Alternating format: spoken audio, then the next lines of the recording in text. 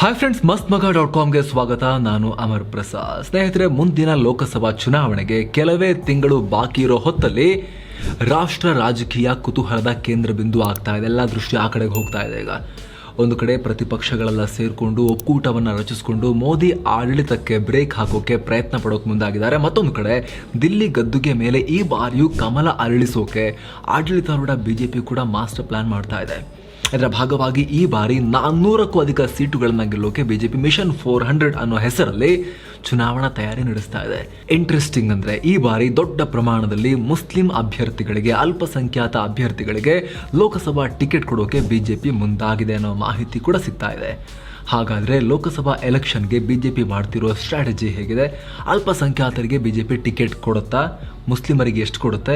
ರಾಹುಲ್ ಗಾಂಧಿ ಕ್ಷೇತ್ರದ ಮೇಲೂ ಬಿಜೆಪಿ ಕಣ್ಣಿಟ್ಟಿರೋದೇಕೆ? ಎಲ್ಲವನ್ನ ಈ ವಿಡಿಯೋದಲ್ಲಿ ನೋಡ್ತಾ ಹೋಗೋಣ. ಮಿಸ್ ಮಾಡದೆ ಕಡೆ ತನಕ ನೋಡಿ. ಸ್ನೇಹಿತರೆ, 2014-2019 ಚುನಾವಣೆಯಲ್ಲಿ ಮೋದಿ ಹೆಸರಿನಿಂದ ಭರ್ಜರಿ ಜಯ ಗಳಿಸಿ ಅಧಿಕಾರ ನಡೆಸುತ್ತಿರುವ ಬಿಜೆಪಿ ಮುಂದಿನ ಬಾರಿಯೂ ಮೋದಿಯವರನ್ನೇ ಪ್ರಧಾನಿ ಅಭ್ಯರ್ಥಿಯನ್ನಾಗಿ ಮಾಡಿ ಗೆಲ್ಲುವ ಲೆಕ್ಕಾಚಾರದಲ್ಲಿದೆ. ಆದರೆ ರಾಜಕೀಯ ವಿಶ್ಲೇಷಕರ ಪ್ರಕಾರ ಈ ಬಾರಿ ಬಿಜೆಪಿಗೆ ಅಷ್ಟು ಸುಲಭ ಇಲ್ಲ. ಪ್ರತಿಪಕ್ಷಗಳು ಒಂದು ಕಡೆಯಿಂದ ಗುಂಪುಗೂಡಿಕೊಂಡು ಬರೋಕೆ ಪ್ರಯತ್ನ ಪಡ್ತಿದ್ದಾರೆ. ಮತ್ತೊಂದು ಕಡೆ 10 ವರ್ಷಗಳು ಅಧಿಕಾರದಲ್ಲಿದ್ದ ಬಳಿಕ ಡಬಲ್ ಇನ್ಕಂಬನ್ಸಿ ಇರುತ್ತೆ. ಎರಡೆರಡು ಬಾರಿ ಅಧಿಕಾರ ನಡೆಸಿದ ಬಳಿಕ ಜನರಿಗೆ ಸಣ್ಣದಾಗಿ ಆಡಳಿತ ವಿರೋಧಿ ಅಲೆ ಸೃಷ್ಟಿಯಾಗುವಂತ ಅವಕಾಶ ಕೂಡ ಇರಬಹುದು ಅಂತ. ಹೀಗಾಗಿ ಇಲ್ಲಿ ಬಿಜೆಪಿ ಗೆಲ್ಲಬೇಕು ಅಂದ್ರೆ ಕಳೆದ 2 ಚುನಾವಣೆಯಲ್ಲಿ ಹಾಕಿದ್ದ ಶ್ರಮಕ್ಕಿಂತ ಸ್ವಲ್ಪ ಜಾಸ್ತಿ ಶ್ರಮ ಹಾಕಬೇಕಾಗತ್ತೆ. ಅದು ಬಿಜೆಪಿಗೆ ಗೊತ್ತಿಲ್ಲ ಅಂತೇನಿಲ್ಲ. ಅದರಲ್ಲೂ ಕೂಡ ವಿಶೇಷವಾಗಿ ಕಳೆದ ಬಾರಿ ಉತ್ತರ ಪ್ರದೇಶ ಆಗಿರ್ಬೋದು, ಮಧ್ಯಪ್ರದೇಶ, ರಾಜಸ್ಥಾನ, ಗುಜರಾತ್, ಈ ರಾಜ್ಯಗಳಲ್ಲಿ, ಕರ್ನಾಟಕ, ಈ ರಾಜ್ಯಗಳಲ್ಲಿ ಬಿಜೆಪಿ ಮ್ಯಾಕ್ಸಿಮಮ್ ಸೀಟನ್ನು ತಗೊಂಡಾಗಿದೆ. ಆಲ್ಮೋಸ್ಟ್ ಸ್ವೀಪ್ ರೀತಿಯಲ್ಲಿ. ಕೆಲ ರಾಜ್ಯಗಳಲ್ಲಿ ಫುಲ್ ಕ್ಲೀನ್ ಸ್ವೀಪ್, ಒಂದು ಸೀಟ್ ಕೂಡ ಬೇರೆ ಪಾರ್ಟಿ ಹೋಗಲಿಲ್ಲ. ಕೆಲವು ಕಡೆ 90% ಈ ರೀತಿ ಸೀಟ್ಗಳನ್ನು ಬಿಜೆಪಿ ಗೆದ್ಕೊಂಡ್ಬಿಟ್ಟಿದೆ.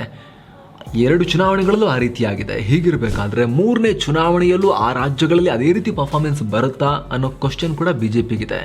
ಹಾಗಾಗಿ ಆ ಕೋಟೆಯನ್ನು ಹಾಗೆ ಉಳಿಸ್ಕೋಬೇಕು, ಆ ಹೆವಿ ಸ್ಟ್ರೈಕ್ ರೇಟನ್ನು ಹಾಗೆ ಉಳಿಸ್ಕೋಬೇಕು. ಆಲ್ಮೋಸ್ಟ್ ಸೆಂಚುರಿ ಹೊಡೆದಂಗೆ ಎಲ್ಲ ಮ್ಯಾಚಲ್ಲೂ ಮತ್ತೆ ಹೊಡಿಬೇಕು ಸೆಂಚುರಿಯಲ್ಲಿ. ಜೊತೆಗೆ ಹೊಸ ಟೆರಿಟರಿ, ಇದುವರೆಗೂ ಬಿಜೆಪಿ ಗೆಲ್ಲದ ಜಾಗಗಳಲ್ಲೂ ಕೂಡ ಒಂದು ವೇಳೆ ಇಲ್ಲಿ ತನ್ನ ಕೋಟೆಯಲ್ಲಿ ಕಮ್ಮಿ ಆದರೂ ಇದುವರೆಗೂ ಬಿಜೆಪಿ ಗೆಲ್ಲದೇ ಇರುವಂಥ ಜಾಗಗಳಲ್ಲಿ ಸೀಟ್ಗಳ ಸಂಖ್ಯೆಯನ್ನು ಜಾಸ್ತಿ ಮಾಡಿಕೊಂಡು ಇಲ್ಲಾಗೋ ಡ್ಯಾಮೇಜ್ ಒಂದು ವೇಳೆ ಆದರೆ ಮ್ಯಾನೇಜ್ ಮಾಡೋ ಲೆಕ್ಕಾಚಾರ ಕೂಡ ಬಿಜೆಪಿಗಿದೆ. ಹೀಗಾಗಿ ತಮ್ಮ ಕಾರ್ಯತಂತ್ರದಲ್ಲಿ, ತಮ್ಮ ಸ್ಟ್ರಾಟಜಿಯಲ್ಲಿ ಕೆಲವೊಂದು ಹೊಸ ಬದಲಾವಣೆಗಳಿಗೆ ಬಿಜೆಪಿ ಮುಂದಾಗಿದೆ ಅನ್ನೋ ಮಾಹಿತಿ ಬರ್ತಾ ಇದೆ. ಮುಸ್ಲಿಮರಿಗೆ ತುಂಬಾ ಟಿಕೆಟ್ ಕೊಡೋಕೆ ಬಿಜೆಪಿ ಪ್ಲಾನ್. ರಾಷ್ಟ್ರ ರಾಜಕೀಯದಲ್ಲಿ ತೀವ್ರ ಚರ್ಚೆ ಹುಟ್ಟುಹಾಕಿರೋ ವಿಚಾರ ಇದು. ಬಿಜೆಪಿ 2024 ಚುನಾವಣೆಯಲ್ಲಿ 12ಕ್ಕೂ ಅಧಿಕ ಲೋಕಸಭಾ ಸೀಟುಗಳಲ್ಲಿ ಮುಸ್ಲಿಮರಿಗೆ ಟಿಕೆಟ್ ಕೊಡೋಕೆ ರೆಡಿಯಾಗಿದೆ ಅನ್ನೋ ಮಾಹಿತಿ ಸಿಗ್ತಾ ಇದೆ. ಹಿಂದೂ ರಾಷ್ಟ್ರೀಯತೆ ಮೂಲಕ ಬಹಿರಂಗವಾಗಿ ವೋಟ್ ಕೇಳೋ ಬಿಜೆಪಿ ಈ ಬಾರಿ ಪ್ರಧಾನಿ ಮೋದಿಯವರ ಬೇಸಿಕ್ ಮಂತ್ರ ಸಬ್ಕಾ ಸಾಥ್, ಸಬ್ಕಾ ವಿಕಾಸ್, ಸಬ್ಕಾ ವಿಶ್ವಾಸ್ ಅನ್ನೋದನ್ನ ವಿರೋಧಿಗಳ ವಿರುದ್ಧ ಪ್ರಮುಖ ಅಸ್ತ್ರವಾಗಿ ಬಳಸೋಕೆ ಪ್ಲಾನ್ ಮಾಡಿದ್ಯಂತೆ.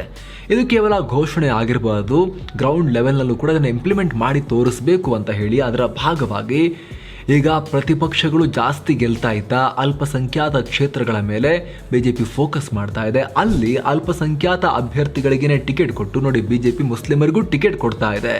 ಮುಸ್ಲಿಮರು ವೋಟ್ ಹಾಕಿಲ್ಲ ಅಂತ ಹೇಳಿದ್ರೆ ಆಮೇಲೆ ನೋಡಿ ಮುಸ್ಲಿಮರು ಟಿಕೆಟ್ ಕೊಟ್ಟರು ನಮಗೆ ವೋಟ್ ಹಾಕಿಲ್ಲ ಅಂದ್ರೆ ಏನು ಮಾಡೋದು? ನಾವಂತೂ ಎಲ್ರಿಗೂ ಓಪನ್ ಆಗಿದ್ದೀವಿ ಅನ್ನೋ ಮೆಸೇಜನ್ನು ಪಾಸ್ ಮಾಡೋಕೆ ಬಿಜೆಪಿ ಮುಂದಾಗಿದೆ ಅಂತ ವಿಶ್ಲೇಷಣೆ ಮಾಡಲಾಗ್ತಾ ಇದೆ. ಹಿಟ್ ಲಿಸ್ಟ್ ನಲ್ಲಿ 66 ಕ್ಷೇತ್ರಗಳು. ಯಾರ್ಯಾರಿಗೆ ಸಿಗುತ್ತೆ ಬಿಜೆಪಿ ಟಿಕೆಟ್? ಸ್ನೇಹಿತರೆ, ದೇಶದಲ್ಲಿ ಸುಮಾರು 66 ಲೋಕಸಭಾ ಸೀಟುಗಳಲ್ಲಿ ಅಲ್ಪಸಂಖ್ಯಾತರ ಪ್ರಭಾವ ಇದ್ದು ಇದರಲ್ಲಿ ಬಹುತೇಕ ಬಿಜೆಪಿಯೇತರ ಪಾರ್ಟಿಗಳೇ ಗೆಲ್ತಾ ಬಂದಿವೆ. ಕೆಲವೊಂದು ಅಲ್ಪಸಂಖ್ಯಾತ ಪ್ರಭಾವ ಇರೋ ಕ್ಷೇತ್ರಗಳಲ್ಲಿ ಬಿಜೆಪಿ ಗೆದ್ದರೂ ಕೂಡ ಗೆಲುವಿನ ಅಂತರ ಬಹಳ ಕಮ್ಮಿ ಇದೆ. ಹೀಗಾಗಿ ಇದು ಬಿಜೆಪಿಗೆ ಎಲ್ಲೋ ಒಂದ್ ಕಡೆ ಆತಂಕ ತಂದ್ರೆ ಪ್ರತಿಪಕ್ಷಗಳ ಪಾಲಿಗೆ ಆತ್ಮವಿಶ್ವಾಸದ ವಿಚಾರ ಈ ವಿಚಾರ. ಹೀಗಾಗಿ ಹೇಗಾದ್ರೂ ಮಾಡಿ ಅಂತ ಕ್ಷೇತ್ರಗಳನ್ನ ಉಳಿಸ್ಕೊಂಡು ಪ್ರತಿಪಕ್ಷಗಳ ಪ್ಲಾನ್ ಬುಡಮೇಲು ಮಾಡಬೇಕು ಅನ್ನೋದು ಬಿಜೆಪಿ ಹಾಕೊಂಡಿರೋ ಸ್ಟ್ರಾಟಜಿ. ಹೀಗಾಗಿ ಹಿಟ್ ಲಿಸ್ಟ್ ನಲ್ಲಿರೋ 66 ಕ್ಷೇತ್ರಗಳಲ್ಲಿ ದೊಡ್ಡ ಪ್ರಮಾಣದಲ್ಲಿ ಮುಸ್ಲಿಂ ಅಭ್ಯರ್ಥಿಗಳನ್ನು ಚುನಾವಣೆಯ ಕಣಕ್ಕಿಳಿಸಿ ಅಟ್ಲೀಸ್ಟ್ 12 ಸೀಟ್ ಆದರೂ ಬಿಜೆಪಿ ಗೆಲ್ಲಲೇಬೇಕು ಅಂತ ಪ್ಲಾನ್ ಮಾಡಿದ್ದು. ಎಲ್ಲೆಲ್ಲಿ ಸಾಧ್ಯತೆ ಕಾಣಿಸ್ತಾ ಇದೆಯೋ ಅಲ್ಲಿ ಫೋಕಸ್ ಮಾಡಿ ಆ ಕ್ಷೇತ್ರಗಳ ಮತದಾರರ ಮನ ಗೆಲ್ಲೋಕೆ ಬಿಜೆಪಿ ಪ್ಲಾನ್ ಮಾಡಿದೆ. ಹಾಗಾದ್ರೆ ಆ ಕ್ಷೇತ್ರಗಳು ಯಾವುವು ಅಂತ ನೋಡ್ತಾ ಹೋಗೋದಾದ್ರೆ ಅಲ್ಪಸಂಖ್ಯಾತ ಪ್ರಾಬಲ್ಯದ ಕ್ಷೇತ್ರಗಳು. ಲಭ್ಯವಿರುವ ಮಾಹಿತಿ ಪ್ರಕಾರ ದೇಶದ 15 ರಾಜ್ಯ ಮತ್ತು ಕೇಂದ್ರಾಡಳಿತ ಪ್ರದೇಶಗಳಲ್ಲಿ ಅಲ್ಪಸಂಖ್ಯಾತ ಪ್ರಭಾವ ಇರೋ ಕ್ಷೇತ್ರಗಳನ್ನು ಬಿಜೆಪಿ ಗುರುತಿಸಿ ಆಗಿದೆಯಂತೆ. ಅದರಲ್ಲಿ ಮುಖ್ಯವಾಗಿ ಉತ್ತರ ಪ್ರದೇಶ, ಜಮ್ಮು ಕಾಶ್ಮೀರ, ಕೇರಳ, ಬಿಹಾರ ರಾಜ್ಯಗಳ ಲೋಕಸಭಾ ಕ್ಷೇತ್ರಗಳಿವೆ. ಅದನ್ನು ಬಿಟ್ಟರೆ ಪಶ್ಚಿಮ ಬಂಗಾಳ, ಅಸ್ಸಾಂ, ಕರ್ನಾಟಕ ಹಾಗೂ ಆಂಧ್ರ ಪ್ರದೇಶ, ತೆಲಂಗಾಣ ರಾಜ್ಯಗಳ ಮೇಲೂ ಕೂಡ ಬಿಜೆಪಿ ಅಲ್ಪಸಂಖ್ಯಾತ ದಾಳ ಉರುಳಿಸೋಕೆ ಪ್ಲಾನ್ ಹಾಕೊಂಡಿದೆ.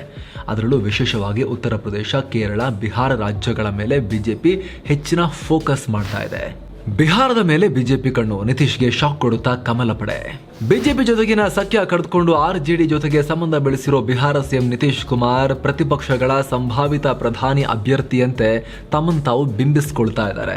ಹೀಗಾಗಿ ಅವರ ತವರು ರಾಜ್ಯದಲ್ಲೇ ಅವ್ರನ್ನ ಕಟ್ಟಿ ಹಾಕೋಕೆ ಬಿಜೆಪಿ ಪ್ಲಾನ್ ಮಾಡ್ತಾ ಇದ್ದು, ಬಿಹಾರದ 40 ಲೋಕಸಭಾ ಕ್ಷೇತ್ರಗಳ ಪೈಕಿ 4 ಸೀಟುಗಳಲ್ಲಿ ಅಲ್ಪಸಂಖ್ಯಾತರಿಗೆ ಟಿಕೆಟ್ ಕೊಡೋಕೆ ಮುಂದಾಗಿದೆ, ಮುಖ್ಯವಾಗಿ ಮುಸ್ಲಿಮರಿಗೆ. ಕಳೆದ ಬಾರಿ ಎನ್ಡಿಎ ಮೈತ್ರಿಕೂಟ 40ರಲ್ಲಿ 39 ಕ್ಷೇತ್ರಗಳನ್ನ ಬಿಹಾರದಲ್ಲಿ ಗೆದ್ದಿತ್ತು. ಹಾಗಂತ ಎಲ್ಲಾ ಕಡೆ ಬಿಜೆಪಿನೇ ಗೆದ್ದಿರಲಿಲ್ಲ. ಬಿಹಾರದಲ್ಲಿ ಬಿಜೆಪಿ 17 ಕ್ಷೇತ್ರಗಳನ್ನ ಗೆದ್ದಿತ್ತು. ಬಿಜೆಪಿಯೊಂದಿಗೆ ಮೈತ್ರಿ ಮಾಡಿಕೊಂಡಿದ್ದ ಜೆಡಿಯು ನಿತೀಶ್ ಕುಮಾರ್ ಉಳಿದ ಸೀಟ್ಗಳನ್ನ ಗೆದ್ದಿದ್ರು.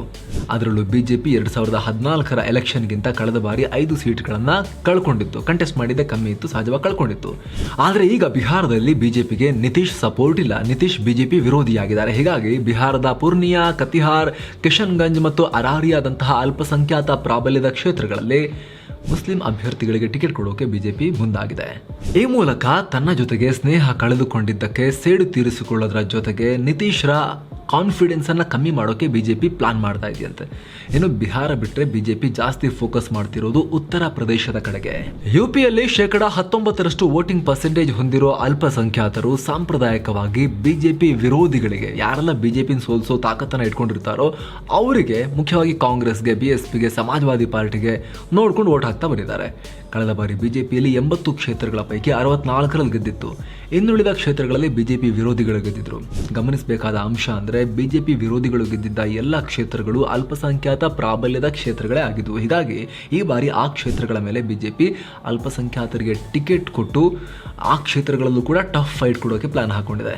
ಮುಖ್ಯವಾಗಿ ಮುಸ್ಲಿಮರ ಹೆಚ್ಚಿರೋ ಸಹರಾನ್ಪುರ್, ಕೈರಾನಾ, ರಾಂಪುರ್, ಬರೇಲಿ, ನಗೀನಾ, ಮೊರಾದಾಬಾದ್, ಮೀರತ್, ಮುಜಫರ್ನಗರ್, ಬಿಜ್ನೋರ್, ಸಂಭಲ್, ಅಮ್ರೋಹಾ, ಬಹರೇಚ್ ಹಾಗೂ ಈ ಶ್ರಾವಸ್ತಿ ಕ್ಷೇತ್ರಗಳಲ್ಲಿ ಬಿಜೆಪಿ ಈ ಬಾರಿ ಮುಸ್ಲಿಂ ಅಭ್ಯರ್ಥಿಗಳನ್ನ ಕಣಕ್ಕಿಳಿಸೋ ಸಾಧ್ಯತೆ ಇದೆ. ಹಾಗಂತ ಇಲ್ಲಿ ಬಿಜೆಪಿ ಗೆದ್ದಿಲ್ಲ ಅಂತಲ್ಲ, ಬಿಜೆಪಿ ಕೂಡ ಇಲ್ಲಿ ಹಲವು ಕ್ಷೇತ್ರಗಳಲ್ಲಿ, ಈ ಹೇಳಿರೋ ಪಟ್ಟಿಲಿದ್ದಂಥ ಕ್ಷೇತ್ರಗಳಲ್ಲಿ ಗೆದ್ದಿದೆ. ಆದರೆ ಅವರೆಲ್ಲ ಹಿಂದೂ ಅಭ್ಯರ್ಥಿಗಳು. ಹೀಗಾಗಿ ಇಲ್ಲಿ ಅಲ್ಪಸಂಖ್ಯಾತ ಮತಗಳನ್ನ ಸೆಳೆಯುವ ಪ್ರತಿಪಕ್ಷಗಳ ಲೆಕ್ಕಾಚಾರವನ್ನ ಉಲ್ಟಾ ಮಾಡೋಕೆ ಬಿಜೆಪಿ ಪ್ಲಾನ್ ಹಾಕೊಂಡಿದ್ದು, ಇಲ್ಲೆಲ್ಲ ಸಾಧ್ಯವಾದಷ್ಟು ಅಲ್ಪಸಂಖ್ಯಾತರನ್ನೇ ಸ್ಪರ್ಧೆಗೆ ಇಳಿಸೋಕೆ ಬಿಜೆಪಿ ಯೋಚನೆ ಮಾಡಿದೆ. ನಿಮಗಿಲ್ಲಿ ಆಶ್ಚರ್ಯ ಆಗ್ಬೋದು, ಉತ್ತರ ಪ್ರದೇಶದಂತಹ ಅಘೋಷಿತ ಹಿಂದುತ್ವದ ರಾಜಧಾನಿ, ಅದು ಯೋಗಿಯಂತಹ ಹಿಂದುತ್ವದ ಫೈರ್ ಬ್ರ್ಯಾಂಡ್ ಸಿಎಂ ಇರುವಾಗ ಮುಸ್ಲಿಮರಿಗೆ ಟಿಕೆಟ್ ಕೊಟ್ಟು ಬಿಜೆಪಿ ಇದನ್ನ ಈ ಪ್ರಯೋಗ ಮಾಡುತ್ತಾ ಅಂತ. ಆದರೆ ಇದರಲ್ಲಿ ಆಶ್ಚರ್ಯ ಪಡಬೇಕಾಗಿರೋದು ಏನೂ ಇಲ್ಲ. ಯಾಕಂದರೆ ಈಗಾಗಲೇ ಸ್ಥಳೀಯ ಚುನಾವಣೆಗಳಲ್ಲಿ ಬಿಜೆಪಿ 391 ಮುಸ್ಲಿಂ ಅಭ್ಯರ್ಥಿಗಳಿಗೆ ಟಿಕೆಟ್ ಕೊಟ್ಟಿತ್ತು. 61 ಜನ ಮುಸ್ಲಿಂ ಅಭ್ಯರ್ಥಿಗಳು ಬಿಜೆಪಿ ಚಿಹ್ನೆಯಲ್ಲಿ ಗೆದ್ದು ಕೂಡ ಬಂದಿದ್ರು. ಹೀಗಾಗಿ ಇಲ್ಲಿ ಬಿಜೆಪಿ ಕಾರ್ಯತಂತ್ರ ಲೋಕಸಭಾ ಚುನಾವಣೆಯಲ್ಲೂ ವರ್ಕೌಟ್ ಮಾಡೋಕೆ ಪ್ಲಾನ್ ಮಾಡ್ತಾ ಇದೆ. ಅದರಲ್ಲೂ ಮುಸ್ಲಿಮರಲ್ಲೇ ಅತ್ಯಂತ ಕೆಳವರ್ಗ ಅಂತ ಗುರುತಿಸಲಾಗೋ ಪಸ್ಮಾಂಡ ಮುಸ್ಲಿಮರಿಗೆ ಜಾಸ್ತಿ ಪ್ರಾಶಸ್ತ್ಯ ಕೊಟ್ಟು ಅವರ ವಿಶ್ವಾಸ ಗಳಿಸಿಕೊಳ್ಳೋಕೆ ಬಿಜೆಪಿ ಪ್ಲಾನ್ ಮಾಡ್ತಾ ಇದೆ. ಮೋದಿ ಕೂಡ ಈ ಮುಂಚೆ ಎಲ್ಲ ಸಮುದಾಯದವರಲ್ಲೂ ನಿರ್ಲಕ್ಷ್ಯಕ್ಕೆ ಒಳಗಾದವರನ್ನ ಗುರುತಿಸಿ ಅವರನ್ನ ತಲುಪಿ ಅಂತ ಹೇಳಿಕೆಯನ್ನು ಕೊಟ್ಟಿದ್ರು. ಅವರ ಪಕ್ಷದವರಿಗೆ ಕರೆ ಕೊಟ್ಟಿದ್ರು. ವಿಶೇಷವಾಗಿ ಮುಸ್ಲಿಮರಲ್ಲಿ ನಿರ್ಲಕ್ಷಿತ ಸಮುದಾಯ ಅಂತ ಕರೆಸ್ಕೊಂಡಿರೋ ಯುಪಿಯಲ್ಲಿ 2 ಕೋಟಿ ಜನಸಂಖ್ಯೆಯನ್ನು ಹೊಂದಿರೋ ಪಸ್ಮಾಂಡ ಮುಸ್ಲಿಮರನ್ನ ಬಿಜೆಪಿ ತನ್ನ ಕಡೆಗೆ ಸೆಳೆದುಕೊಂಡು ಈ ಬಾರಿ ಲೋಕಸಭಾ ಚುನಾವಣೆಗೆ ಅವ್ರನ್ನ ಕಣಕ್ಕಿಳಿಸೋಕೆ ಪ್ಲಾನ್ ಹಾಕೊಂಡಿದೆ ಅಂತ ಮಾಹಿತಿ ಲಭ್ಯ ಆಗ್ತಾ ಇದೆ. ಏನೋ ಕೇರಳ ಕೂಡ ಬಿಜೆಪಿ ಹಿಟ್ ಲಿಸ್ಟ್ ನಲ್ಲಿದೆ ಅಂತ ಹೇಳಲಾಗ್ತಾ ಇದೆ. ಕಳೆದ ಬಾರಿ ಕೇರಳದಲ್ಲಿ ಒಂದೇ ಒಂದು ಸೀಟನ್ನು ಕೂಡ ಬಿಜೆಪಿ ಗೆದ್ದಿರಲಿಲ್ಲ. ಆದರೆ ಈ ಬಾರಿ ಕೇರಳದ ಮೇಲೂ ಕೂಡ ಬಿಜೆಪಿ ಫೋಕಸ್ ಮಾಡ್ತಾ ಇದೆ. ಕೇರಳದಲ್ಲಿ ಕ್ರೈಸ್ತರು ಹೆಚ್ಚಿರೋ ಕ್ಷೇತ್ರಗಳಲ್ಲಿ ಮೈನಾರಿಟಿ ಕ್ಯಾಂಡಿಡೇಟ್ಗಳನ್ನು ಇಳಿಸೋಕೆ ಬಿಜೆಪಿ ಪ್ಲಾನ್ ಹಾಕೊಂಡಿದೆ. ಈಗಾಗಲೇ ಬೂತ್ ಲೆವೆಲ್ನಲ್ಲಿ ಈ ಕುರಿತು ಕೆಲಸ ಆರಂಭ ಆಗೋಗಿದ್ದು, ಕಾಸರಗೋಡು, ಕೊಟ್ಟಾಯಂ, ಕೋಯಿಕೋಡ್, ಮಲಪ್ಪುರಂ, ವಡಕರ ಹಾಗೆ ಪಟ್ಟಣಂತಿಟ್ಟ, ಇಡುಕ್ಕಿ ಕ್ಷೇತ್ರಗಳಲ್ಲಿ ಬಿಜೆಪಿ ಮೈನಾರಿಟಿ ಕ್ಯಾಂಡಿಡೇಟ್ಸ್ ಅಂದರೆ ಕ್ರೈಸ್ತರು ಮತ್ತು ಮುಸ್ಲಿಮರನ್ನ ಕಣಕ್ಕಿಳಿಸೋಕೆ ಲೆಕ್ಕ ಹಾಕೊಂಡಿದೆ ಅಂತೆ. ಇದರ ಜೊತೆಗೆ ರಾಹುಲ್ ಸ್ಪರ್ಧೆ ಮಾಡಿದ್ದ ವಯನಾಡ್ ಕ್ಷೇತ್ರದಲ್ಲೂ ಕೂಡ ಈ ಬಾರಿ ಬಿಜೆಪಿ ಪ್ರಬಲ ಮುಸ್ಲಿಂ ಕ್ಯಾಂಡಿಡೇಟ್ ಹಾಕೋಕೆ ನಿರ್ಧಾರ ಮಾಡಿದೆಯಂತೆ. ಬಿಜೆಪಿಯ ಮೈನಾರಿಟಿ ಮೋರ್ಚಾದ ಮಾಜಿ ಅಧ್ಯಕ್ಷ, ಮಾಜಿ ಕೇಂದ್ರ ಸಚಿವ ಮುಖ್ತಾರ್ ಅಬ್ಬಾಸ್ ನಖ್ವಿಯನ್ನ ಈ ಬಾರಿ ವಯನಾಡ್ನಿಂದ ಸ್ಪರ್ಧೆ ಮಾಡಿಸೋಕೆ ಬಿಜೆಪಿ ಯೋಚನೆ ಮಾಡಿದೆ ಅನ್ನೋ ಮಾಹಿತಿ ಇದೆ. ಹೇಳಿ ಕೇಳಿ ವಯನಾಡು ಒಂದು ಮುಸ್ಲಿಂ ಪ್ರಾಬಲ್ಯದ ಅಥವಾ ಮುಸ್ಲಿಂ ಮತಗಳು ನಿರ್ಣಾಯಕವಾಗಿರುವಂಥ ಒಂದು ಲೋಕಸಭಾ ಕ್ಷೇತ್ರ. ಒಂದು ವೇಳೆ ರಾಹುಲ್ ಏನಾದರೂ ಈ ಕೇಸಿಂದ ಬಚಾವಾಗಿ ಮತ್ತೆ ಅದೇ ವಯನಾಡು ಕ್ಷೇತ್ರದಿಂದ ಸ್ಪರ್ಧೆಗೆ ಇಳಿದ್ರೆ ಆಗ ನಖ್ವಿ ವಿರುದ್ಧ ಸ್ಪರ್ಧೆ ಮಾಡಬೇಕಾಗತ್ತೆ. ಅಥವಾ ರಾಹುಲ್ ಗಾಂಧಿ ಸ್ಪರ್ಧೆ ಮಾಡಿಲ್ಲ ಅಂದ್ರು ಅಥವಾ ಕ್ಷೇತ್ರವನ್ನ ಚೇಂಜ್ ಮಾಡಿದ್ರು ಕೂಡ ಬಿಜೆಪಿಯಲ್ಲಿ ಸ್ಟ್ರಾಂಗ್ ಕ್ಯಾಂಡಿಡೇಟ್ ಹಾಕಿ ಅಕೌಂಟ್ ಓಪನ್ ಮಾಡೋಕೆ ಪ್ರಯತ್ನ ಪಡೋಕೆ ಮುಂದಾಗಿದೆಯಂತೆ. ಇದೆಲ್ಲ ಎಷ್ಟರ ಮಟ್ಟಿಗೆ ಫಲ ಸಿಗುತ್ತೋ ಬಿಡುತ್ತೋ, ಒಟ್ಟಿನಲ್ಲಿ ತಾವು ಅಲ್ಪಸಂಖ್ಯಾತರಿಗೆ ಅಸ್ಪೃಶ್ಯರಲ್ಲ, ನಮ್ಮನ್ನು ಅಲ್ಪಸಂಖ್ಯಾತರು ಟಚ್ ಮಾಡ್ಬೋದು, ನಾವು ಅಲ್ಪಸಂಖ್ಯಾತರಿಗೆ ಸ್ಥಾನಮಾನ ಕೊಡ್ತೀವಿ, ಅವಕಾಶಗಳನ್ನ ಕೊಡ್ತೀವಿ. ಬಿಜೆಪಿ ಬರೀ ಕೇವಲ ಹಿಂದೂ ಪಾರ್ಟಿ ಅಲ್ಲ, ಅಲ್ಪಸಂಖ್ಯಾತರಿಗೂ ಬಾಗಿಲು ಓಪನ್ ಮಾಡಿದ್ದೀವಿ, ಯಾರು ಬೇಕಾದರೂ ಕೂಡ ಬಿಜೆಪಿಯ ಒಳಗೆ ಸ್ಥಾನಮಾನಗಳನ್ನು ಪಡಿಬೋದು, ರಾಜಕೀಯವಾಗಿ ಬೆಳಿಬೋದು ಅನ್ನೋ ಮೆಸೇಜ್ ಪಾಸ್ ಮಾಡೋಕೆ ಬಿಜೆಪಿ ಇಲ್ಲಿ ಮುಂದಾಗಿದೆ. ಹಾಗಂತ ಇದೇ ಫಸ್ಟ್ ಟೈಮ್ ಬಿಜೆಪಿ ಮುಸ್ಲಿಂ ಅಭ್ಯರ್ಥಿಗಳಿಗೆ ಟಿಕೆಟ್ ಕೊಡ್ತಿರೋದಲ್ಲ. 2019 ಚುನಾವಣೆಯಲ್ಲೂ ಕೂಡ ಬಿಜೆಪಿ 6 ಲೋಕಸಭಾ ಕ್ಷೇತ್ರಗಳಲ್ಲಿ ಟಿಕೆಟ್ ಅನ್ನು ಕೊಟ್ಟಿತ್ತು. ಜಮ್ಮು ಕಾಶ್ಮೀರದಲ್ಲಿ, ಪಶ್ಚಿಮ ಬಂಗಾಳದಲ್ಲಿ, ಲಕ್ಷದ್ವೀಪದಲ್ಲಿ ಬಿಜೆಪಿ ಮೈನಾರಿಟಿ ಕ್ಯಾಂಡಿಡೇಟ್ ಹಾಕಿತ್ತು. ಆದರೆ UP, ಬಿಹಾರ, ಮಧ್ಯಪ್ರದೇಶದಂತಹ, ಕರ್ನಾಟಕದಂತಹ ದೊಡ್ಡ ರಾಜ್ಯಗಳಲ್ಲಿ ಅವರು ಒಂದೇ ಒಂದು ಲೋಕಸಭಾ ಟಿಕೆಟ್ ಅನ್ನು ಕೂಡ ಅಲ್ಪಸಂಖ್ಯಾತ ಅಭ್ಯರ್ಥಿಗಳಿಗೆ ಕೊಟ್ಟಿರಲಿಲ್ಲ. ಆದರೆ ಈ ಬಾರಿ ಎಲ್ಲೆಲ್ಲಿ ಬಿಜೆಪಿ ಗೆಲ್ಲೋ ಚಾನ್ಸ್ ಇದೆಯೋ, ಪ್ರತಿಪಕ್ಷಗಳನ್ನು ಎಲ್ಲೆಲ್ಲಿ ಸೋಲಿಸಬಹುದೋ ಅಲ್ಲೆಲ್ಲ ಈ ಅಲ್ಪಸಂಖ್ಯಾತ ಅಸ್ತ್ರವನ್ನು, ವಿಶೇಷವಾಗಿ ಮುಸ್ಲಿಂ ಅಸ್ತ್ರವನ್ನು, ಕೇರಳದ ಮಟ್ಟಿಗೆ ಬಂದರೆ ಕ್ರಿಶ್ಚಿಯನ್ ಅಸ್ತ್ರವನ್ನು ಕೂಡ ಪ್ರಯೋಗ ಮಾಡೋಕೆ ಬಿಜೆಪಿ ಮುಂದಾಗಿದೆ ಅನ್ನೋ ಮಾಹಿತಿ ಬರ್ತಾ ಇದೆ. ಮೋದಿ ಫ್ರೆಂಡ್ಸ್, ಮೋದಿ ಮಿತ್ರ, ಏನಿದು ಬಿಜೆಪಿಯ ಥಳ ತಂತ್ರ? ಸ್ನೇಹಿತರೆ, ಬಿಜೆಪಿಯ ಸ್ಟ್ರಾಟಜಿಯನ್ನು ಗಮನಿಸಿದಾಗ ಅವರು ಮೊದಲು ಪ್ರಯಾರಿಟಿ ಕೊಡೋದು ಸಂಘಟನೆಗೆ. ಅದರಲ್ಲೂ ಅಮಿತ್ ಶಾ ಅವರು ಬಿಜೆಪಿಯ ಸಂಘಟನಾ ಜವಾಬ್ದಾರಿಯನ್ನು ತಗೊಂಡ ಬಳಿಕ ಬಿಜೆಪಿಯನ್ನು ತಳಮಟ್ಟದಲ್ಲಿ ಕಟ್ಟೋಕೆ ಅವರು ಪ್ರಾಮುಖ್ಯತೆಯನ್ನು ಕೊಡ್ತಾ ಇದ್ದಾರೆ. ಈಗಲೂ ಕೂಡ ಅಷ್ಟೇ, ಅದೇ ರೀತಿಯಲ್ಲಿ ಅಲ್ಪಸಂಖ್ಯಾತ ಕ್ಷೇತ್ರಗಳ ಮೇಲೆ ತೀವ್ರ ಗಮನ ಕೊಟ್ಟಿರೋ ಬಿಜೆಪಿ ತಾನು ಗುರುತಿಸಿರೋ 66 ಮೈನಾರಿಟಿ ಪ್ರಾಬಲ್ಯದ ಕ್ಷೇತ್ರಗಳಲ್ಲಿ ಮೋದಿ ಫ್ರೆಂಡ್ಸ್ ಅನ್ನೋ ಹೆಸರಲ್ಲಿ 5,000 ಜನರನ್ನ ಕೂಡಿಸಿ ಮೈನಾರಿಟಿ ಮೋರ್ಚಾವನ್ನ ಸ್ಥಾಪನೆ ಮಾಡೋಕೆ ರೆಡಿಯಾಗಿದೆಯಂತೆ. ಇದರ ಭಾಗವಾಗಿ ಪ್ರತಿ ವಿಧಾನಸಭಾ ಕ್ಷೇತ್ರ ವ್ಯಾಪ್ತಿಯಲ್ಲಿ 750 ಮಂದಿ ಮೋದಿ ಮಿತ್ರನ ಗುಂಪನ್ನ ಹುಟ್ಟುಹಾಕಿ ಸಂಘಟನೆಯನ್ನ ಗಟ್ಟಿ ಮಾಡಿಕೊಳ್ಳೋಕೆ ತಂತ್ರ ಮಾಡ್ತಾ ಇದೆ. ಇವರೆಲ್ಲ ಏನ್ ಮಾಡ್ತಾರೆ? ಬಿಜೆಪಿಯೇತರರಿಗೆ, ಬಿಜೆಪಿ ಬೆಂಬಲಿಗರಲ್ಲದವರಿಗೆ ಮೋದಿಯವರ ಪಾಲಿಸಿ ಕುರಿತು, ಅವರ ಕೆಲಸಗಳ ಬಗ್ಗೆ ಮಾಹಿತಿಯನ್ನು ಕೊಡೋದು, ವಿವರಿಸೋದು, ಗಮನ ಸೆಳೆಯೋ ಪ್ರಯತ್ನವನ್ನ ಮಾಡ್ತಾರಂತೆ.